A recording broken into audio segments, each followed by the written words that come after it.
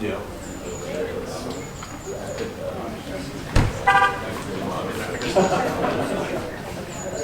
Yeah, well, cooling back off, so we'll get back up there.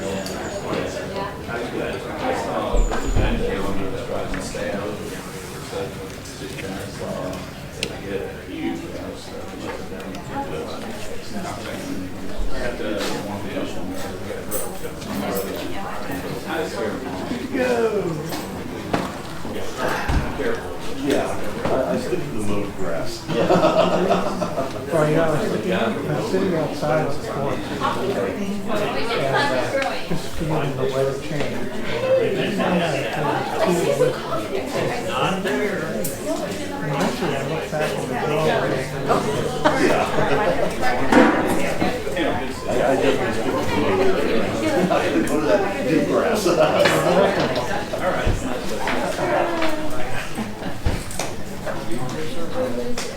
I'm gonna go put my keys in. It's finally gone. But I know the other night. It's finally gone. It's not really. Well, kind of. I know how I feel. Hey, I don't know about you. I did the same thing. How did you first? Did you get this too? Last year. Are those shorties? Where are they?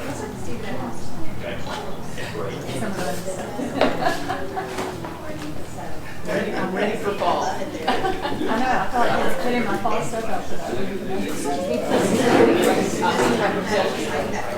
You want to sit with me? He's got to go take his junk down to the... No, I'm not staying. We're going to go take all that old fuel and old oil. Oh, that's today? That's like...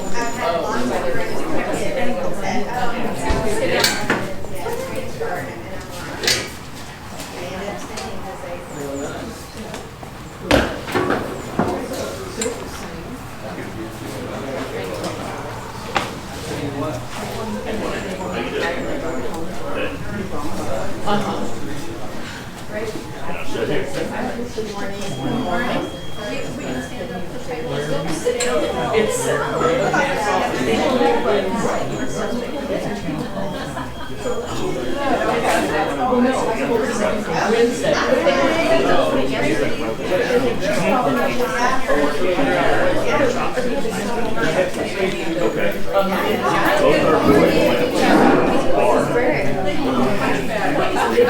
How are you?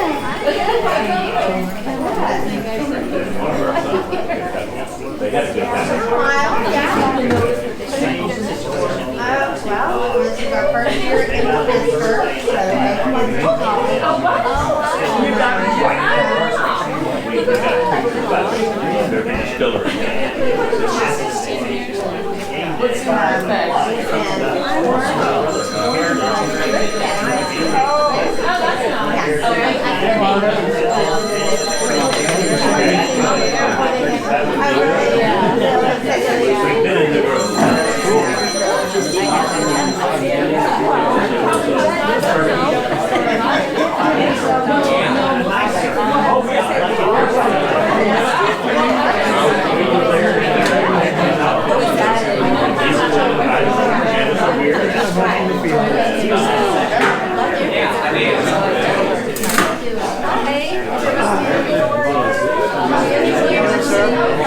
Don't want to squeeze too hard.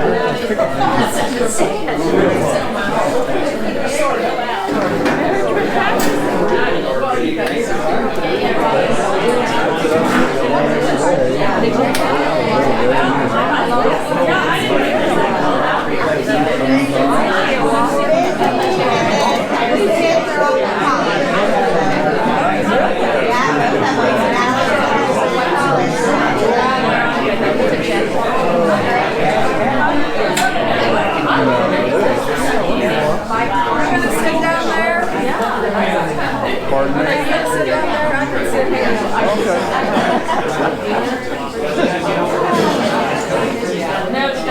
That's how you can tell you're happily married.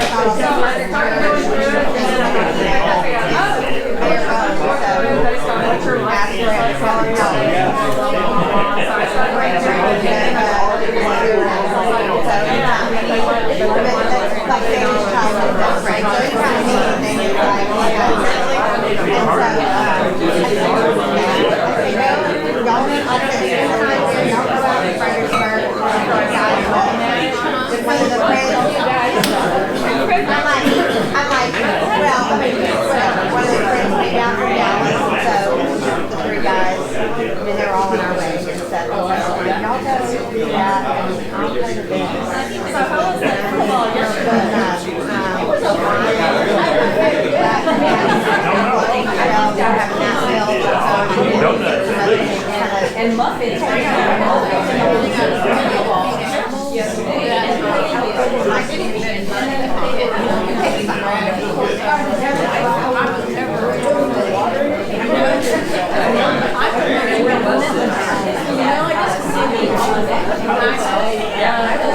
It's a nice set. They have bigger, big, and like big,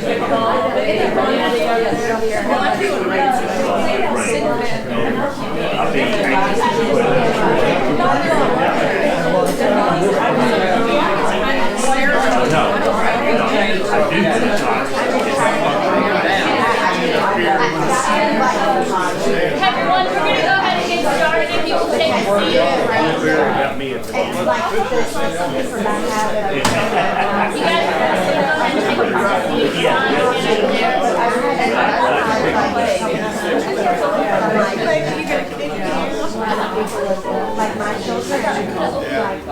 Are y'all ready? Okay, if I can get your attention, thank you. Well, good morning, everyone.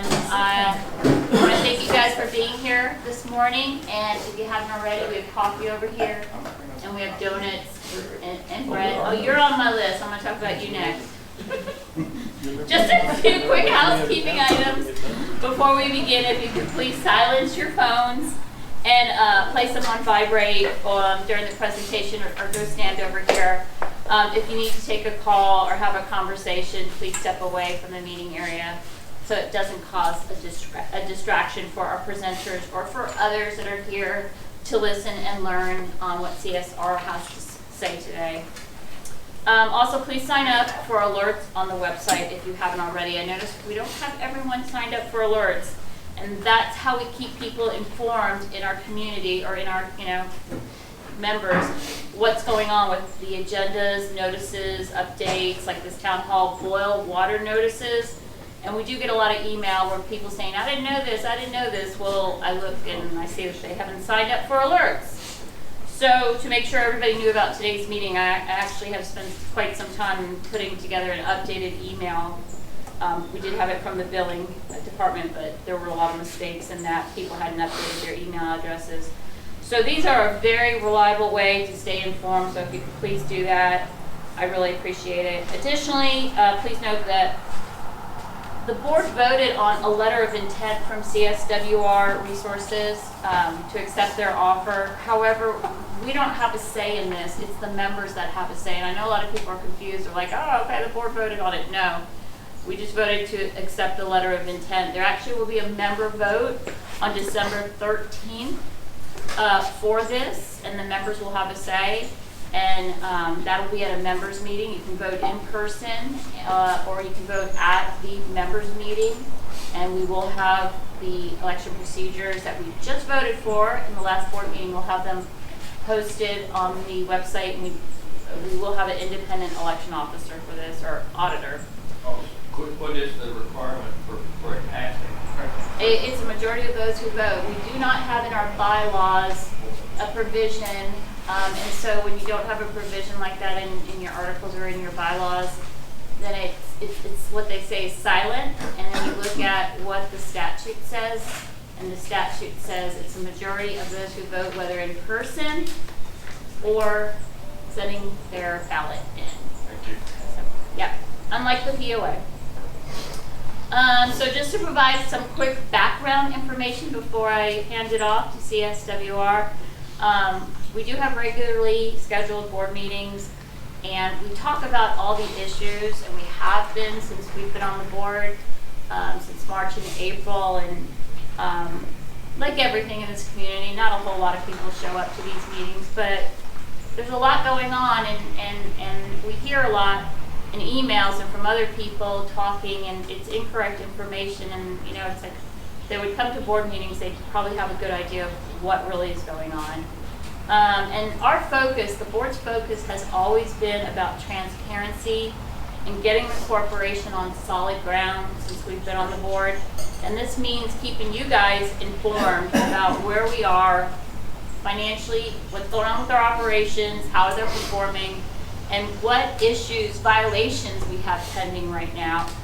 And when we took office, unfortunately, there was a whole bunch of requirements by the PUC for filings, and none of them had been completed for about a year. And that along with others, is why the PUC, I think, put us into the temporary manager oversight. And of course, that's gone after 6 months. They thought that we could, you know, do a better job than they could, and we are. And so we have completed to date, we have every filing we're required to file has been filed. And that includes the bylaws and the tariff and like the surcharges and refund reports. And I mean, you name it, they require a lot of filings, and one of them being a financial audit that's been like kicked down the road for so many years. And finally, we are completing that, and it will be done in 2 weeks, and it will be provided to everyone, and most importantly to the PUC, who requires that. So our goal here is about keeping Windermere Water Supply Corporation fully compliant, the board, within state regulations, and paying our vendors. My gosh, vendors were not being paid. And evaluating the condition of the facilities, including a clarifier, which is paramount to running this utility. And we never had a new clarifier installed. And just so you know what a clarifier does, it processes the water from the lake, and then it moves on to the next stage, and that's how we get our clean water, and that's how it's, you know, delivered to you through the pipes. And it's essential to have a clarifier that's operating, and currently right now it's essentially being held together by kind of duct tape. Not literally, but you get the idea. So this project is in desperate need of completion, and TCQ hit us for that. It wasn't a violation, but they said they're going to come back around, and that was before this board. It was the last board, and we got to get that done. And then we have the effluent field. It's required to have a fence, 24 acres around a field at the type of water that we are dispersing. And there is no ifs, ands, or buts. We have to put a fence around it, and it's going to require 24 acres. TCQ rules. Should have been done several years ago, but it wasn't. We got to do it. These challenges come with significant costs, estimated upwards to around $1 million to address these. And the only way we're going to get that money is from you guys, because we're a nonprofit, and that's going to be either through a assessment or the rates will be going up. That being said, this is not a meeting to discuss all this stuff. This is really a meeting for CSWR, and they're going to cover all of this stuff. They're not going to cover it. That stuff I just talked about, we cover at board meetings. So please come to board meetings so you can hear about that. They're not going to really touch on everything I just said. They're going to touch on their company and what they can do, and how it's could move this community and this water system forward. So without any further ado, I want to pass this on to CSWR. They have several years in this industry. Their presentation will give everyone a clear sense of what partnering with them could mean for our community. Finally, I ask everyone to stay respectful and allow our guests to get through their presentation. Please do not interrupt or call out. If you have a question, just go ahead and raise your hand, and I'm sure they'll answer that question. Let's not turn this into an argument. Let's stay positive and hear what they have to say. If you have questions for the board members, there's two other here. I think Karen and Alan. So this is a meeting about these guys, and so I'm going to go ahead and tease it over to you guys. This is Sean Nichols. He's the Vice President. First one, gentleman here. He's Vice President of Business Development and Strategic Planning. And then we have next to him Clarence Whitworth, and he is Regional manager. Regional Manager of Operations in Texas, in Arizona, or just Texas? Texas, sometimes Arizona. Okay. That's what's going on out there. Okay, great. So let's go ahead and give him a warm welcome and give him our full attention.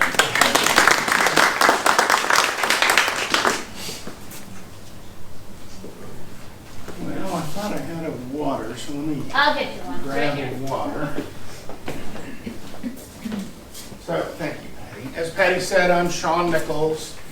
Just to tell you a little bit about myself, I grew up in Tulsa, Oklahoma, attended Oklahoma State, and then went on to Waco and did graduate work at Baylor University. My first job out of school was in Dallas for a gentleman by the name of Bum Bright. And some of you all might know who he is. He used to own the Cowboys, which was my boyhood idol team. Roger Staubach, I'd live and die by how the Cowboys did each Sunday. I have a harder time rooting for the current ownership group in Dallas, but I've got a great memories as kids watching the Cowboys play. Prior to getting in the water space, I was in oil and gas for a number of years, and then I was more recently in the electric utility business in Texas. So I've spent a lot of time in Texas over the years. Never been able to actually get here permanently, but maybe one day, right? But I love Texas. I love doing business here. It's a great state to do business in.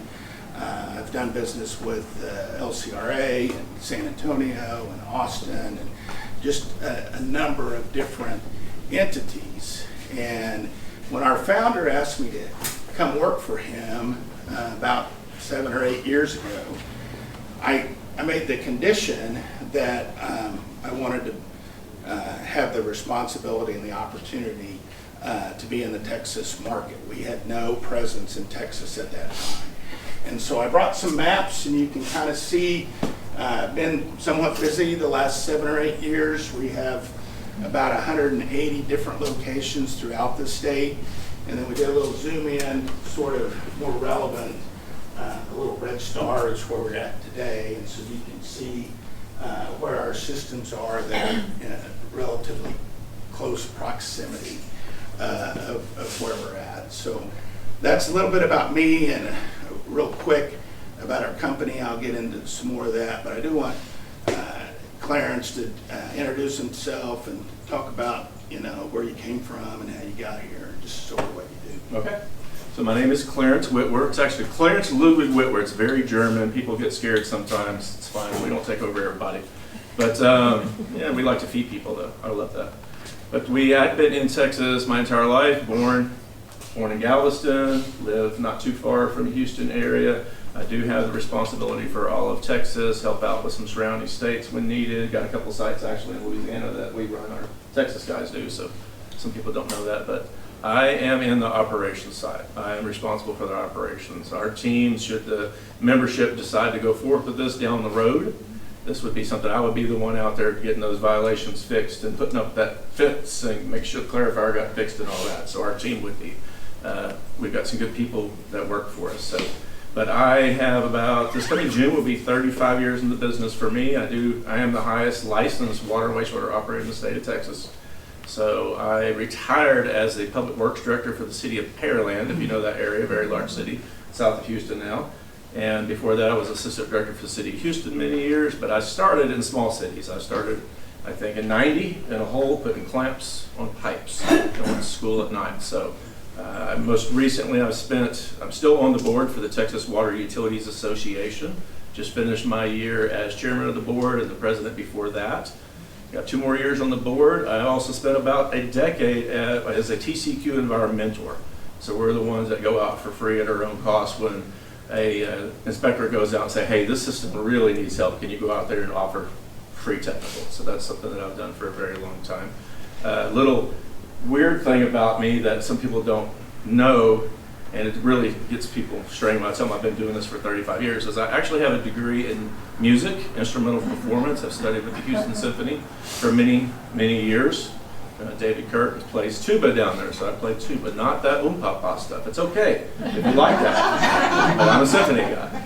But people are like, how did you get here? I'm like, one feeds you, one feeds the soul. So that's how I'm here. All right, thanks, Clarence. That's great. I didn't know that.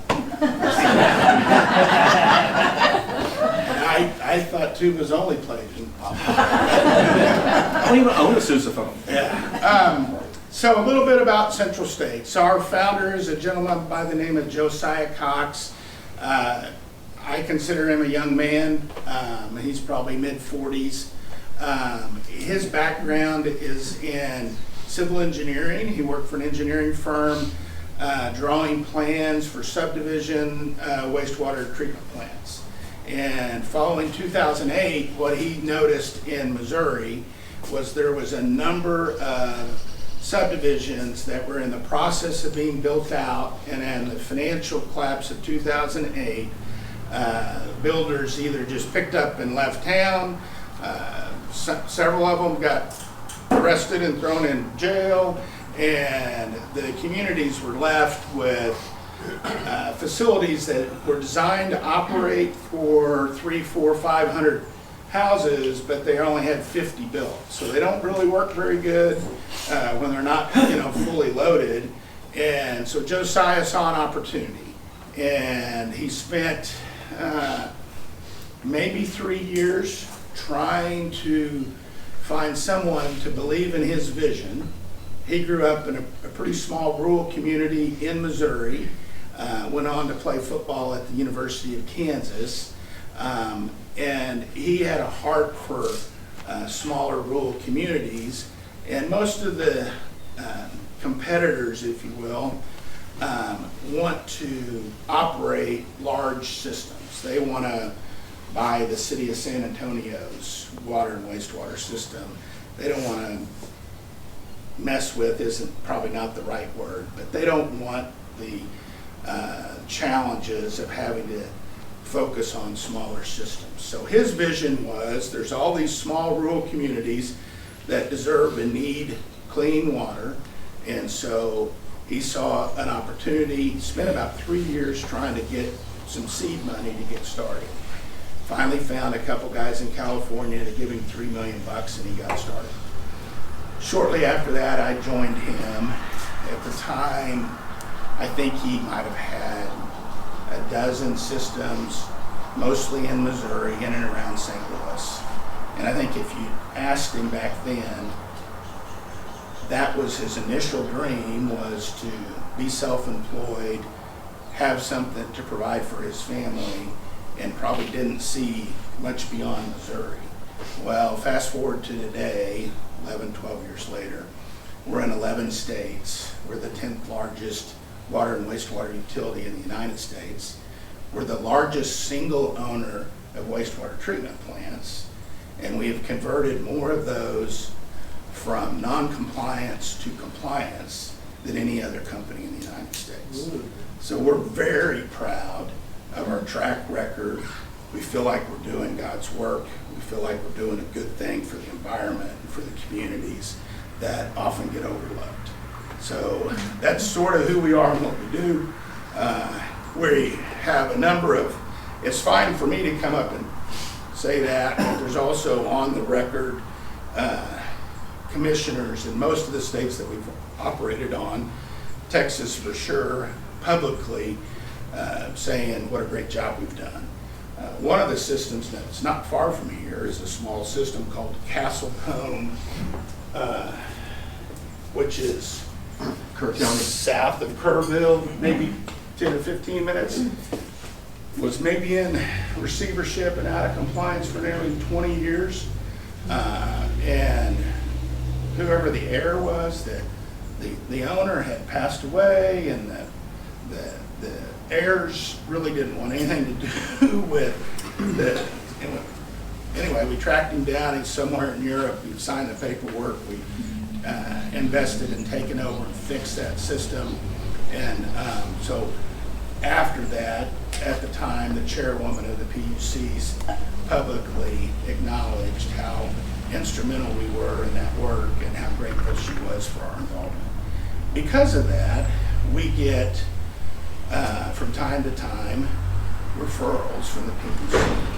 And that's actually how I got here, is someone from the PUC called our attorney in Austin and said, can you get Central States to go call Windermere and see if there's anything that we could do to help you guys out? And initially, the answer was no, because the ask was simply to come and serve in a temporary role. And we really said, look, we want to be in an ownership role. We're a long-term fix it and own it and operate it. And if that became available, then we'd be interested. So several months after that, call came back again. Would you consider this in an ownership role? And that's when I reached out to Patty and we began our discussions. This process is really slow. We deal with bureaucracy because we're heavily regulated. So today is the first step to probably a 2-year process. So I don't want you to feel like, well, tomorrow you're going to have a new water and sewer utility. Yeah, you're not signing over today. This takes a while. There'll be a vote, as Patty said, I think in December. After that, we'll have a filing that we make, and there's a number of third parties that we have to rely on, and it takes them time to do their job, but it also takes time just to get to the project, because we'll have engineers and lawyers and different people, and they'll have a stack of work, and they'll say, well, yeah, but it'll be 8 weeks before I can get started, and then it'll take me 8 weeks to do the work, and then they all kind of stack up. So I'd like to tell you we could do it in 6 months, but after doing 70 plus in Texas over the last 7 years, it's going to be 18 months, give or take. So I just want to be very transparent with you about the process and how long it takes. So I've talked long enough, probably more than I wanted to, because my voice is cracking. I'm happy to answer any questions. During an 18-month process, will you guys have any legal oversight over what's going on here? Technically, no.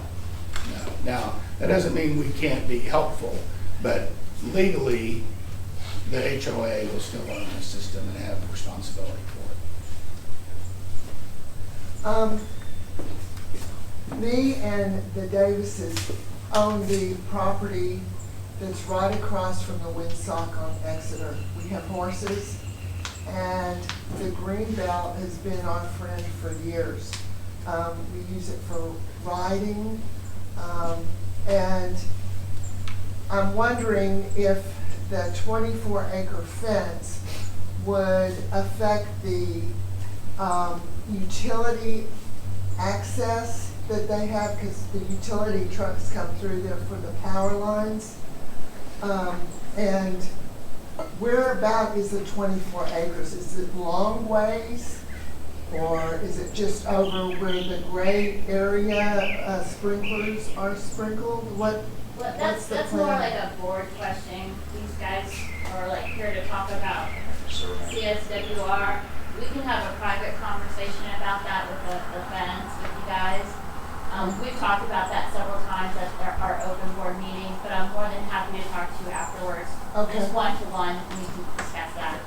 That's So okay. just, what I would add is I don't know enough of the specifics to answer your question, but I would say we certainly work with other utilities like electric and gas and provide easements and right-of-ways for road access. Are y'all affiliated with the Thomas Ranch? We are not. Good. Okay. Any other questions? Yes, sir. If y'all were to own this thing, what do you plan to do with it? Do you plan to enlarge it? Do you plan to send it out to other subdivisions? Or what do you plan to do with that facility there? Yeah, so we're going to upgrade the facilities to the extent they need to be upgraded so that they're in compliance with the state and federal regulations. We're not actively soliciting, but if a developer came to us and said, hey, I want to develop this property adjacent and I want to tie into your system, we would entertain that to the extent we could do so without it negatively impacting the existing customers. And that's really a regulatory oversight requirement. The PUC doesn't want new customers to ride on the backs of old customers. They don't want the old customers to subsidize the new customers. So if we had to do an expansion or some cost to connect that new development, the new development would have to bear that cost so that you guys would stay whole. Did that answer your question? Well, right now, we're pretty much at the top of our limit, and if we fill this neighborhood out, we're gonna be a little over. Right. The way I understand it. Typically, what happens when we do upgrades, the clarifier needs an upgrade. The newer technology is more efficient, so typically you can get a little extra capacity by doing an upgrade. If that didn't work and we had to do an expansion, we would do that. Good question, though. Thanks for the directions, too. Oh, you want- Do you have an idea of what the % increase in cost for our water system for monthly bills? Yeah, direct answer is no, I don't, but let me just sort of tell you how the process works. So I think there's generally a misunderstanding about investor-owned utilities setting the rates. We're not allowed to set your rate. We make a filing with our cost to the Public Utility Commission, and they tell us what the rate will be. Our business model is that smaller systems, just by their very nature, cost more individually to operate than a big centralized system. And the way we've attacked that issue is by growth and by having a number of systems, giving us economies of scale to help try to mitigate the individual costs. So we have consolidated rates across the state. So when we make an investment in your community, it's spread over all of our customers, not just the customers in this community. But that works the other way too. If we make an investment someplace else, that'll get spread over sprinkled over a little bit. But that overall is a much lower impact, and it's a more steady rise in rates as opposed to big spikes in rates. Right. So now, our rates currently, I have to cheat. Can I look at my phone? $49 for water. Okay. And Yeah. roughly like, I think it was maybe in the 60s. 60s for sure. Sewer, yeah. So now we are in a rate case and have filed for rates, and typically the way that works is that the rate we file is not generally the rate that gets approved. So, but it's not uncommon that it is more expensive. We are a for-profit business. Expected. Yeah, but we do think that we do a really good job of managing the rates, and when we look at our rates compared to the other IOUs in the states, we're substantially lower. But just the initial cost of this whole project, how will it be funded? I mean, how much will that cost all of us, I guess, individually, you think, for this whole thing? So up front, we're going to cover all those roughly costs. We'll get our money back through monthly rates. So whatever, right now that's 50 plus 65, and that'll go up over time depending upon what it's going to cost us to do the fixes. We are planning on spending a significant amount of money fixing it. I think the LOI contemplated, Patty, that each resident would get money back. Yeah, so they would get their, Right. it's their they call capital investment. And so what CSWR pays us for buying it, it goes directly back to all the members based on their equity buy-in what they paid. Some have paid $4,600 and some have paid in the 3,000 range, because we gotta go back to the very beginning of this, and not everybody paid the same buy-in fee. Now, it may not be exactly 100%, we'll have to look, but that's what we're shooting for. And we do have some members that didn't pay an equity buy-in fee at all. For example, the POA didn't pay for an equity buy-in fee for the tap at the front. I'm not saying that's good or bad, I'm just saying that's what we have in our community. We do have a handful of customers that have not paid in that capital expenditure. Well, should we expect an increase in property tax? No. No. Okay. No connection whatsoever. Yes, sir. Noticed in the samples of rates that were provided to us, you had for some of the utility pass-through costs. Is that when water is bought from another, Yeah, like city? right. Because you had quite a range there, Yes, sir. and just curious. But Yes. that won't apply here because we're not going to be buying water from City of Austin or anybody like that. Some communities also have groundwater conservation districts that charge fees, and we just pass those directly through dollar for dollar. We don't mark Yep. them up. But that would be another example of a pass-through cost.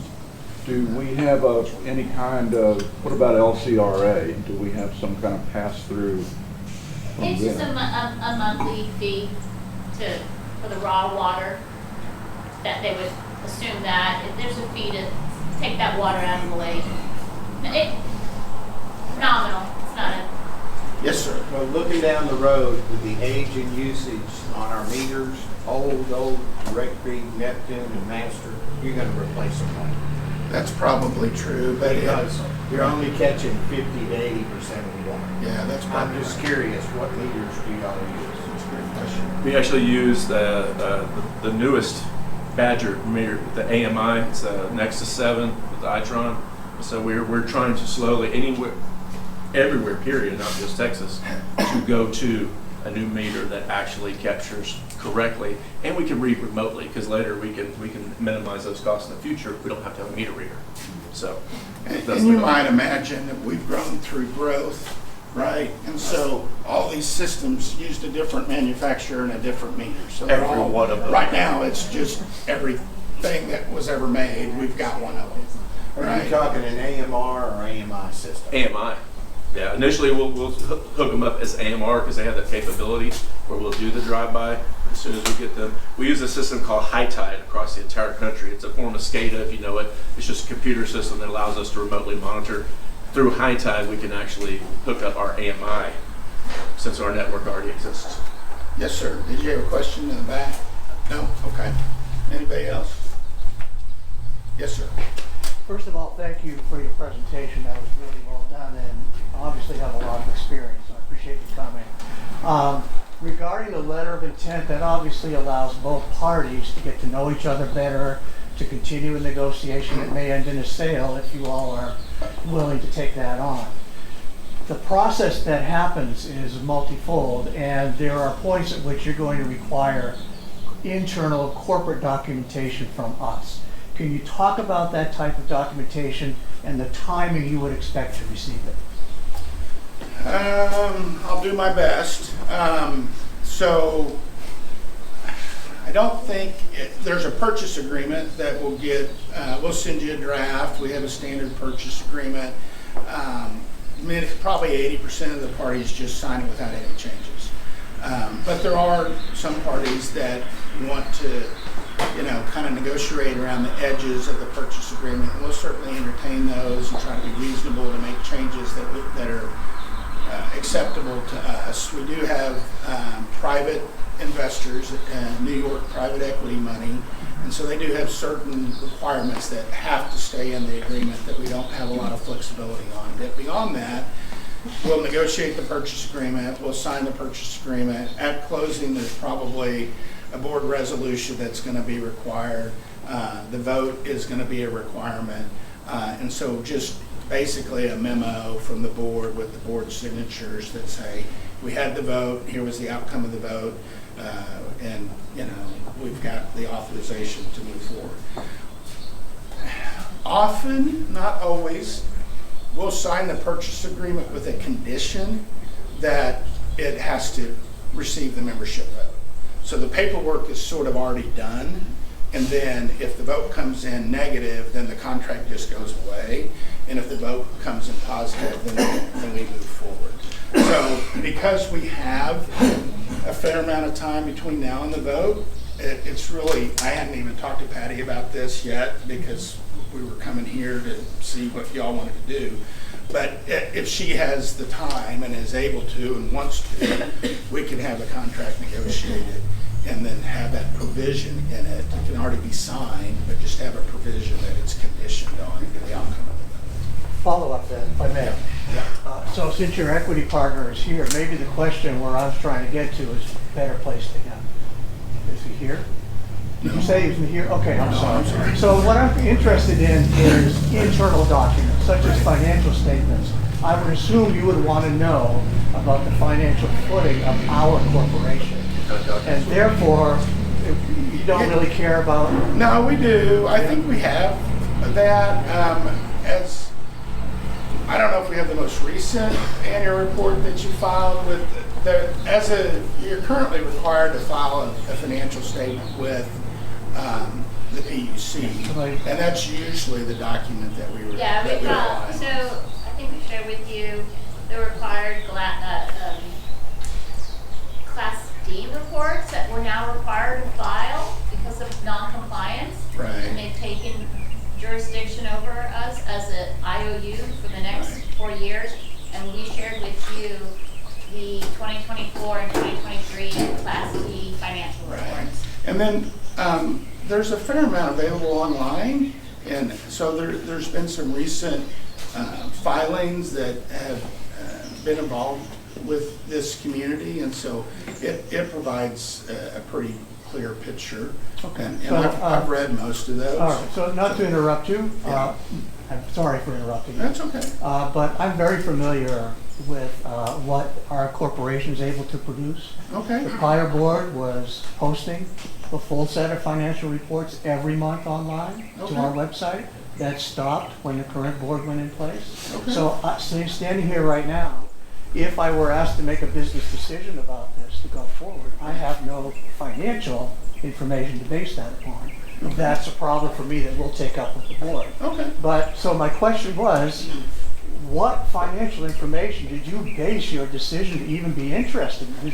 Did finances enter that? I mean, are you going to assume the ownership of this huge black hole, this money pit, on purpose? Or do you do that often? And I'll end there. Okay. I'm not sure I fully understand your question, but What's in it for us, Sean? Right? What's in it for us? I mean, we are in the water wastewater business. We're looking at what it costs to operate, what we're going to have to invest to get them into compliance, and any historical liabilities you're going to keep. Right, so we're not taking any financial historical liabilities. Okay. We're buying a system and fixing it and looking forward, and we're counting rooftops. We're looking at rates. We have a financial model that we put all that in, and we've got certain investment criteria that we have to meet, and I think we've done that. We're going to, before we're done, have a licensed Texas engineer come on site and do a full assessment of all the assets that we're going to acquire. He's going to write a report. That report's going to become part of our filing with the PUC. We're going to say, here's the 6, 8, 10, 20 things that are broken. Here's our plan to fix them. Here's how long it's going to take to fix. Here's how much money we're going to spend to fix. So that's all going to happen over the course of the next 2 years. All right, so you're not going to assume our liabilities, not going to assume our assets as well? No, we're going to acquire the assets. Okay, so we're doing an asset purchase, not a stock purchase. So we're buying assets, physical assets. So each one of us is a member. Yeah. We have part ownership in this. Yes. So I would imagine that on that turnover, it would be like buying a house. There'd be a clearinghouse operation that goes on, Yeah. where all of the With all debtors due are paid. respect, with all due respect, this is what we talked about earlier, the equity buy-in fee. That is your capital investment, and that is your payout. We are not allowed as a nonprofit water supply corporation to pay out any kind of stock or dividend. Yep, So I'm the looking for way that. you style this is, it's your investment capital, which is returned back to you, because that's what you invested into this utility to keep it up and running, upgrades, whatever. Yep. And so that is what you get back. Okay, not quite what I asked, but thank you. Thank you, gentlemen, Not what you were both. asserting. I don't think I've had a question from you. Why don't you, Hi, good morning. Thank you for coming. you bet. Sheriff BOI, formerly Island. We appreciate your being here. I have a couple of questions. So the process, as I'm getting it, is that you all we are expected to have a vote in December. And you have offered us a price. But you have not, as of yet, evaluated the assets to give us a reckoning of what the fair value of our existing assets are, so that we would know if we're getting a fair price. And so my question is that kind of seems a little backwards, because most of the time, if you're buying a house, you have an appraiser come in, and both parties come and talk about that appraisal. So from a member standpoint, we're providing you with kind of the benefit of the doubt in terms of you giving us a fair appraisal for the vote, but we don't, and you just said that you're going to have somebody come in and do that. Well, let me clarify. Yeah. So I have certainly done that, right? I have come and spent a half a day and looked at the community, looked at the water plant, looked at the sewer facility. We've looked at the information that's available online, which a lot of is available online. I have made an assessment, but I am not an engineer, right? But I have, over the course of the last 8 years, bought 180 systems in Texas and probably another 200 in other states. So I have a fair amount of experience doing it. So I feel pretty confident that we have a good handle on what's here and what it's worth, right? And so I think that's reflective in the offer price that we gave you.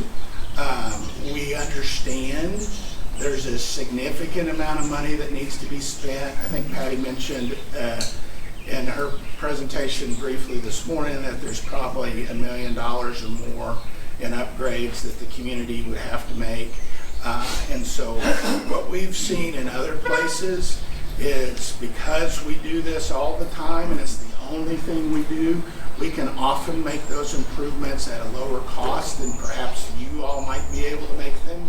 But we've factored in the likelihood that we're going to be spending not just over $1 million to buy it, but well over $1 million to invest in it. And so that's all been included in what we've provided you. And so will that, what you're saying is that you're going to invest in the future in our assets. Is that part of the proposed, will that be part of the proposed contract to the members for the vote? No, because you've got to do a deep dive on that, and you have to go get out for bid, right? And so once we buy it, the risk on getting the work done at a certain price, we bear that. You don't have to bear that anymore.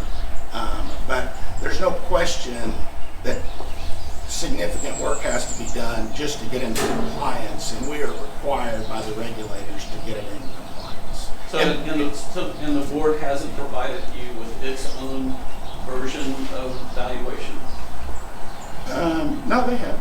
They have? Yeah. Okay. Yeah. Also to add to that, Sean, and you may have already said this, is going through the PUC process. there's a lot of I's that have to be dotted and T's that have to be crossed when it comes to all of this. And correct me if I'm wrong, do they have to assign an appraiser to come out or evaluate it, or no? How does that look? What does that look like? So it is likely that we'll go through an appraisal process, but not in order to determine valuation, right? So years ago, 5, 6, 7 years ago, and if I'm getting into the weeds and giving you more information than you want, I apologize, but it used to be that when an IOU bought a system, we could only put the depreciated net book value in rates. And what that led to was old systems that had been fully depreciated wouldn't sell because they couldn't recoup any money, right? You'd have an individual that had built out a subdivision and run the water and sewer business for 40 years, and he's getting a salary, and he's getting his insurance, and he's got his family members that are on the payroll, and he's getting his vehicles all covered, and so, but his business is fully depreciated, right? And the state legislators looked at Texas and said, we need consolidation. Texas has 10,000 plus water and sewer systems. Many of them, 80% of them, you know, less than 1,000 connections.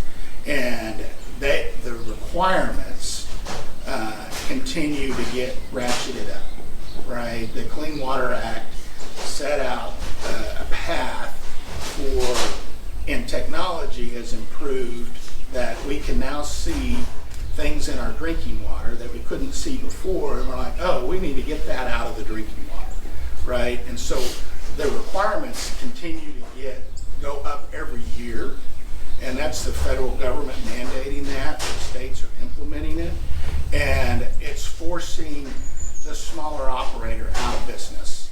And the state legislature saw that happen and said, we need to encourage consolidation, and the way we're going to do that is go get an appraisal, and the lower of the appraised price or the purchase price, whichever is lower, is going to be what we allow you to get put in your rates. We're not going to allow you to earn more than you paid, but if it will let you up to the appraised amount. So the appraisal helps us recoup our initial investment to you, and then as we make those expenditures, they have to be used and useful, and then we'll make a filing with the PUC after we've made the improvements and they're in use and useful.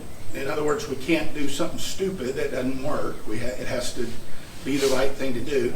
They'll review that and say, okay, you were prudent on what you spent, and it's used and useful, and that capital expenditure allows us to recoup our investment. So the purchase price and the capital are things that we'll invest, and because of how the regulations work, we're allowed to recoup our investments. So your current financial black hole stays with you. I do understand. Thanks so much. Yeah. So one other question. Yeah. There's a pending lawsuit regarding breach of contract for lack of water provision to property across the way, and the plaintiff is asking for between $200,000 and $1 million. If that were decided against, and I'm sure that process will be lengthy, if the plaintiff is successful at court, how would those awards and damages, who would be responsible? I have no idea. Yeah, they have no information on this, and You don't have information on the? No, I wouldn't categorize it that way. I would just say I'm not an attorney and I have no idea what the outcome would be. That's being held by that information. That information is shared at board meetings, so I encourage everybody to come to the board meetings when we talk about that, because we have talked about that. Yep. And people probably don't know, down the Exeter, just off past the second dirt road, there's a, some sort of equipment that it kind of smells a little bit, and it's fenced by about 5 acres. It's a 5-acre area. Is that part of the water system that's in the green belt right down here? I believe you're talking about the wastewater treatment plant, but I'm not sure. Yeah, it's not that big. No, And it's, trucks can drive in there. right. But I wonder, that's about 5 acres of fenced area. We Right. ride our horses Right. right around there. But you mentioned 24 acre and then fencing. Is this equipment gonna be really big? Like I live also in Lakeway, and they have this great big crater, you know, kind of treatment water thing.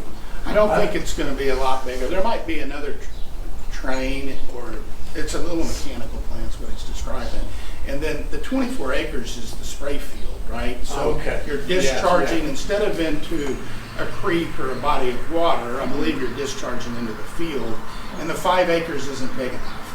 And how many acres you have to discharge over is dictated by the TCEQ, the Texas Commission on Environmental Quality, Right. sets the standards that they're getting from the EPA or the federal government and then applying. So is that piece obsolete now, probably?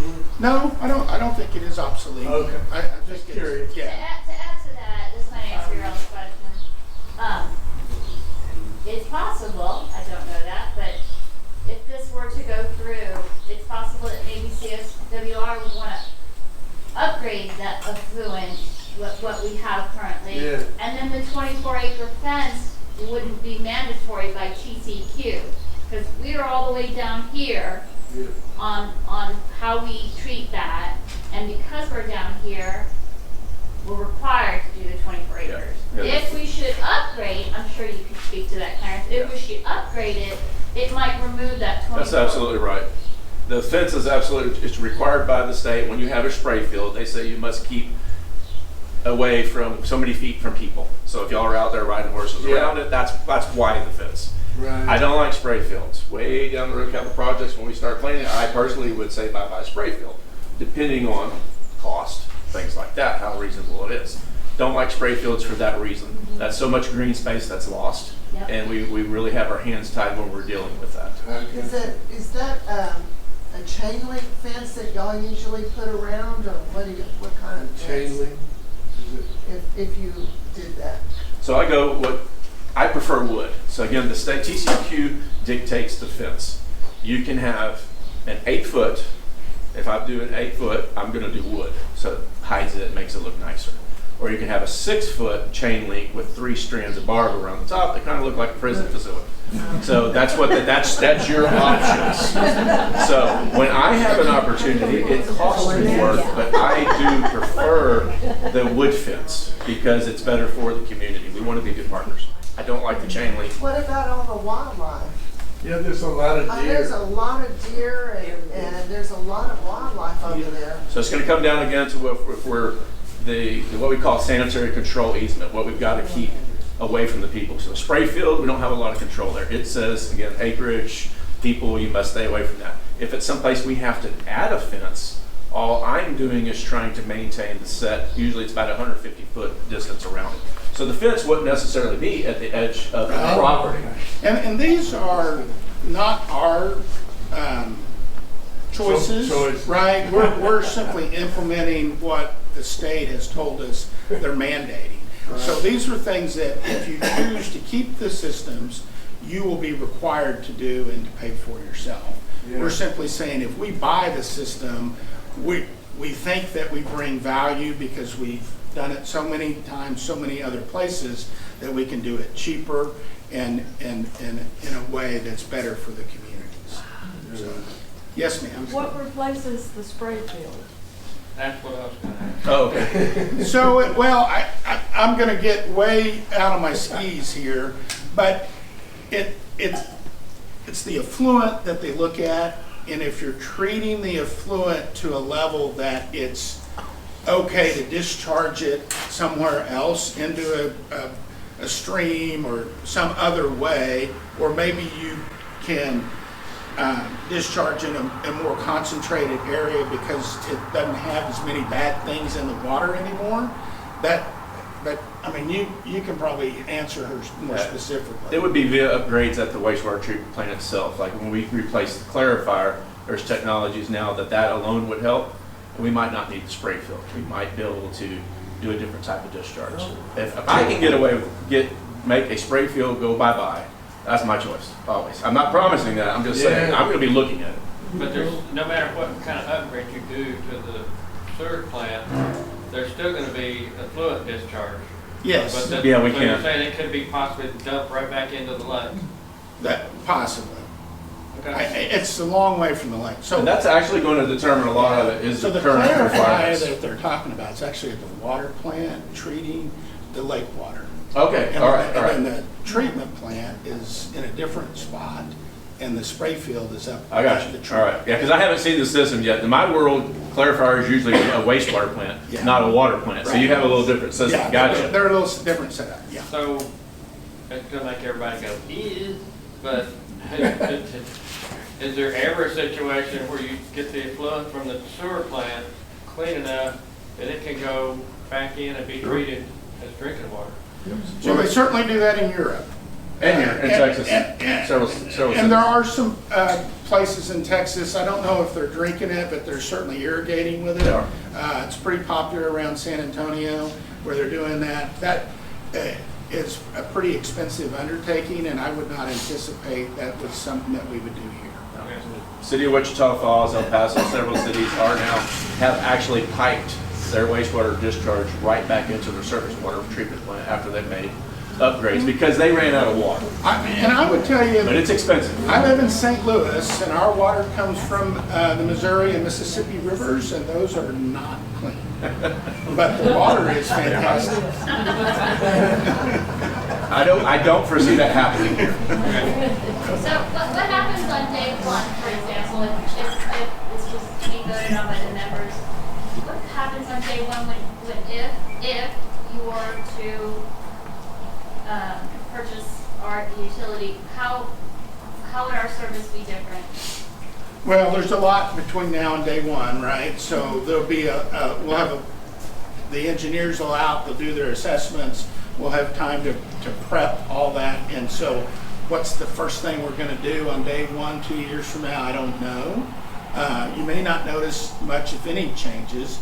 You should. We're required by statute to notify you that your provider is changing and here's your new way to pay and who to call when you have a problem. I didn't really highlight that, but we do feel like we provide a level of customer service that is really outstanding. We have partnerships with Family Dollar, Dollar General, Walmart, different places that you can go into and make payment directly. If you're in town and want to drop your payment off, you can certainly pay online. You can certainly mail your check in. We have a 24/7 customer service number that you can call. It's going to be a U.S.-based English-speaking person that's going to answer your phone. And take They're in Missouri. They're in Missouri. We do not farm it out. They're in Missouri. And that information is really tracked, right? All of that gets sent to the PUC. So if you're like me and you had a problem with your water line and you saw the water guy working across the street, you'd just go over and grab him and say, hey, come over here and fix this. But actually, that's the worst thing you can do, because if you'll call the 800 service number, it opens a ticket that gets tracked all the way to the PUC. So if we don't respond within the time period that we're required to respond, or we don't do what we're going to say we're going to do, there's a record, but there's only a record because you called the 800 number, right? And if you just go over and grab the guy, then you might remember it differently than he or she remembered it, and so there's a discrepancy. So really, it gives you protection because we are so heavily regulated. Calling the PUC really starts the motion if you ever have any issues. We hope that you'll call us first we hope that we'll respond. We believe that we have a great track record of good responses. I hadn't seen the figures in a long time, but the last time I looked at the figures, I think 90+% of the people that called the customer service number and then chose to fill out the survey at the end of the call were satisfied and gave us 10s across the About 98%. 98%. So our founder can call me and tell me, and has, when I'm being too slow in the field to take care of a concern. Well, that's another thing. I mean, because we're a newer company, we're really a technology-based company, and so every morning the operators have a smartphone, they get their stuff, right? Here's the 10 things you need to do today. We're going to install a GPS monitoring device that if you're supposed to go to the Windermere wastewater treatment plant and check a valve or check the effluent, do a water test, you can't physically check the box that said you did that if you're not within 5 feet of the wastewater treatment plant. So you can't sit at home drinking a beer, watching a ball game, and say, "Oh yeah, I did all that." Right? So people try.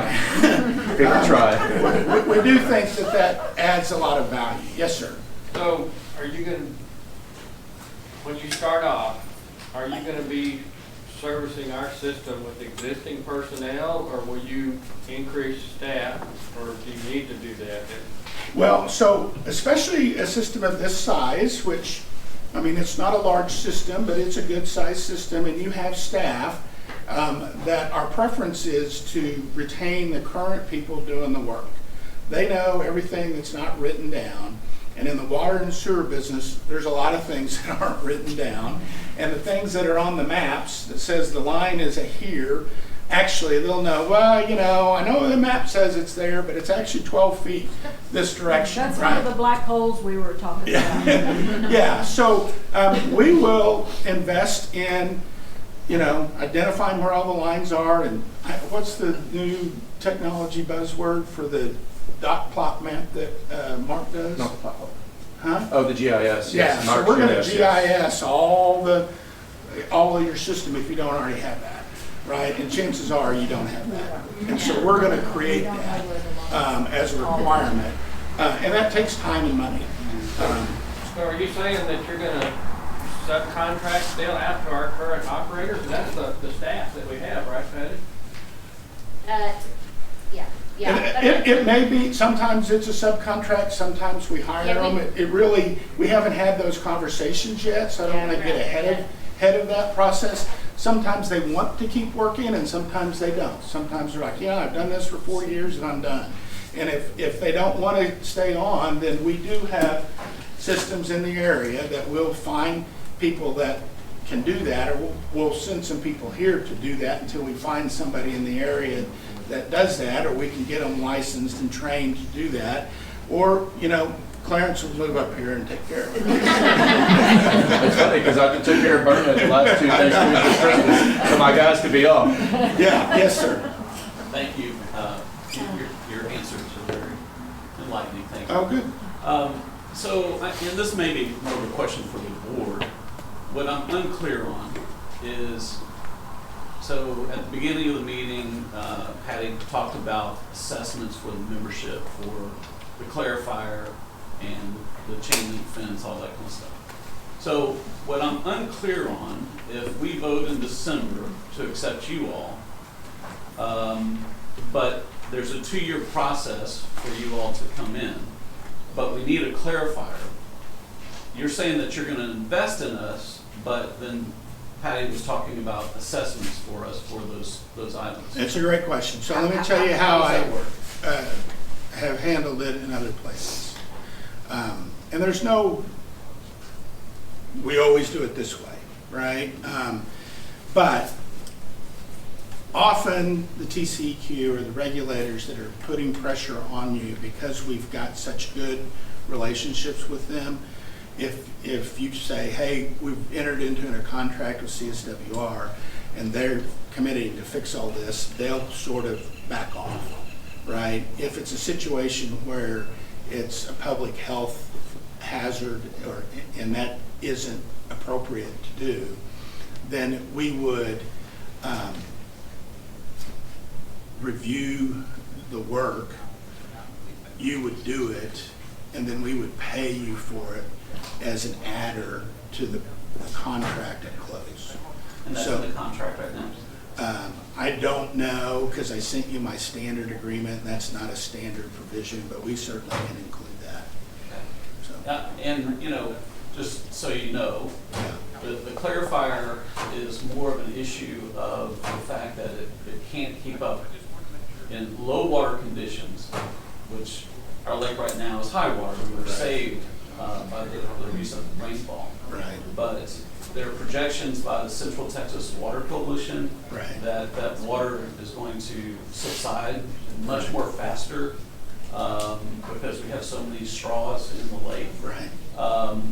And so the issue is that as that water goes down, the turbidity is increased. Right.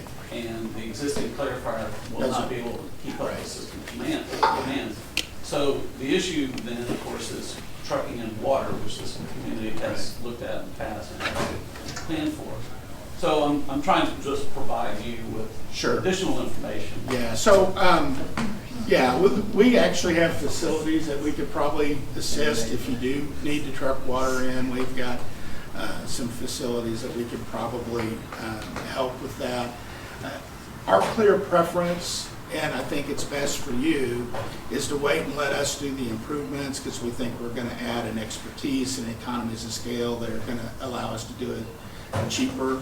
But if that's not practical or safe and the improvements need to happen at a faster timeline, then we will certainly review and want to say, yes, we don't want you doing something that we think is unnecessary, but you would have to get an engineer to draw up the plans, and you'd have to find the contractors. I mean, we can give you those names, but because you're the legal owner of the system, you'll have to make those investments.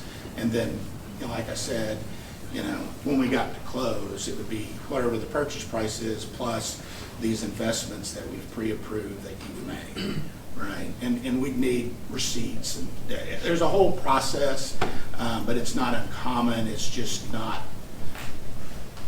it's not uncommon, but it's not frequent. So it's not in our agreement, I don't think, today, because I don't even know if Patty's even looked at it, but she's just got the boilerplate that we start with, and then each community has specific things that are really only for them, and we'll sit down and talk through those and add provisions as we need to. And are there third-party water company representatives that our board could hire to further negotiate these matters with you?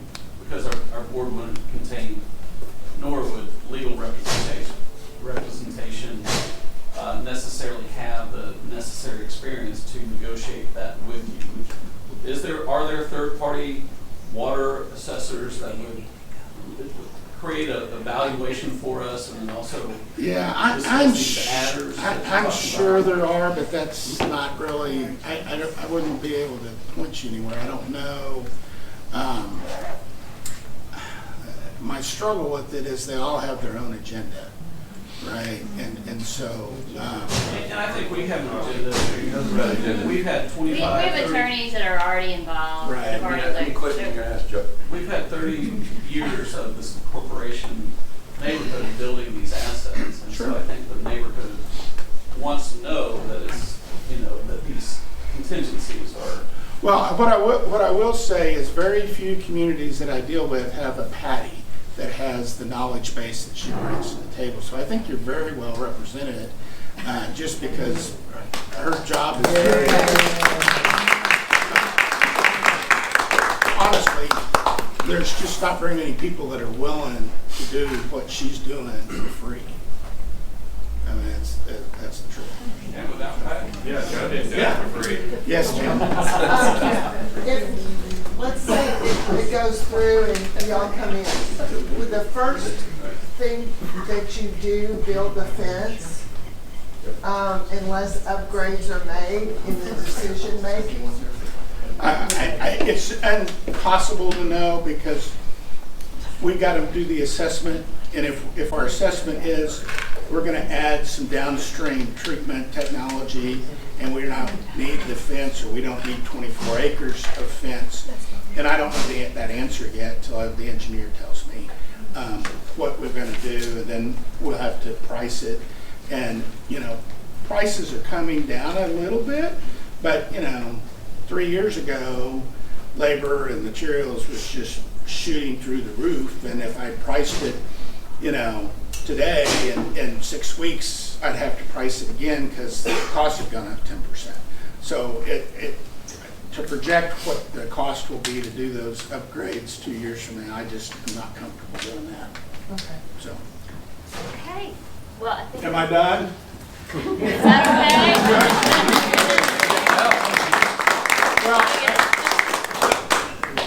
I've done a lot of these. This is a very well-attended meeting. I know you guys probably think, well, there's, you know, we're a fraction of the people that live here, and you know, everybody should be interested, and I agree with that, but everybody's not.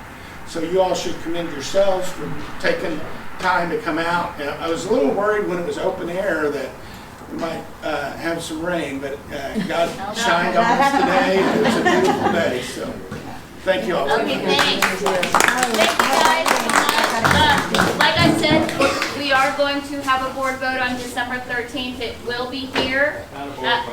I'm sorry, a members meeting. A members meeting to vote on this, and that's all that's going to be on the agenda. You will be able to comment on that. And that's pretty much it. I thank everyone for coming. This was great. We all stayed somewhat, you know, positive. Here's some kind of colorful yes. Propaganda that you're welcome to take if you want it. It's sort of a nice summary of why you might want to consider doing this and what some of the advantages are. And to add, we have information on our website. Please go to our website. Please sign up for alerts, and you can get more and more information. Thank you very much for coming. Thank you, guys. Thanks, Thank y'all. Y'all had some great questions. Thank you. Pardon me, sir. When you talking about